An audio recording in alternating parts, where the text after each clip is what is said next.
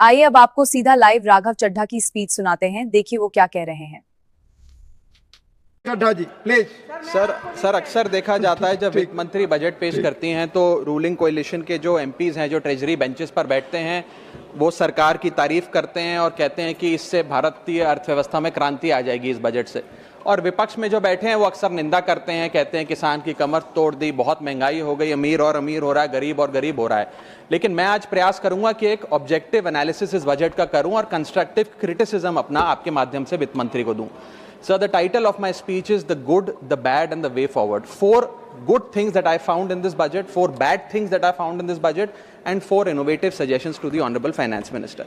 So the first good thing that I found in the budget is that there was an increase in the STT for derivative trading. Usually सरकार की निंदा हुई इस विषय को लेकर, मार्केट्स भी गिरी, लेकिन मेरा यह मानना है कि इस कदम से स्पेक्युलेटिव ट्रेडिंग यानी कि सट्टा ट्रेडिंग समाप्त होगी या कम होगी और रिटेल इन्वेस्टर जो 90% रिटेल इन्वेस्टर एफएनओ सेक्टर में नुकसान भुगतता है, फ्यूचर्स एंड ऑप्शंस के चलते जुआ खेलता है, उसमें आपको रिटेल इन्वेस्टर की प्रोटेक्शन का एक माध्यम बन सकता है। लेकिन मैं इसी के साथ साथ वित्त मंत्री जी को याद दिलाना चाहूंगा कि एसटीटी का जेनेसिस क्या है, एसटीटी का जन्म कब हुआ।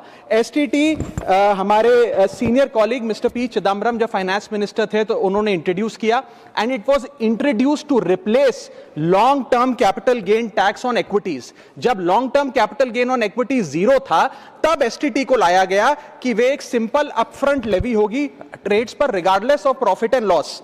लेकिन अब सरकार ने long term capital gain tax भी लगा दिया, एसटीटी भी लगा दिया और रिटेल इन्वेस्टर को और तमाम इन्वेस्टर्स को एक प्रकार से डिसइंसेंटिवाइज किया। मैं एक सुझाव लाया हूं सरकार के लिए जिससे long term house hold earnings बढ़ेंगी, वेल्थ क्रिएशन होगा और वेल्थ पार्किंग रियल एस्टेट और गोल्ड के सेक्टर से निकलकर इक्विटीज में आएगी और स्पेक्युलेटिव ट्रेडिंग और कम होगी और long term investment behaviour investors का बढ़ेगा। वो की है कि long term capital gain tax on equities should be made nil in this country for individual investors. दुनिया की कई ऐसे देश हैं जिसके अंदर long term capital gain tax equities पे खास तौर पे शून्य है, जैसे कि Switzerland, Singapore, UAE, New Zealand, Hong Kong, Qatar, Malaysia. मैं चाहूंगा कि जब एसटीटी बढ़ाया जा रहा है तो इसी बजट में ही long term capital gain tax को जीरो किया जाए। सर मेरा दूसरा जो मैं सरकार के बजट को एक्नॉलेज करना चाहूंगा वो ये है कि कैपेक्स के जो एक्सपेंडिचर एलोकेशन होता है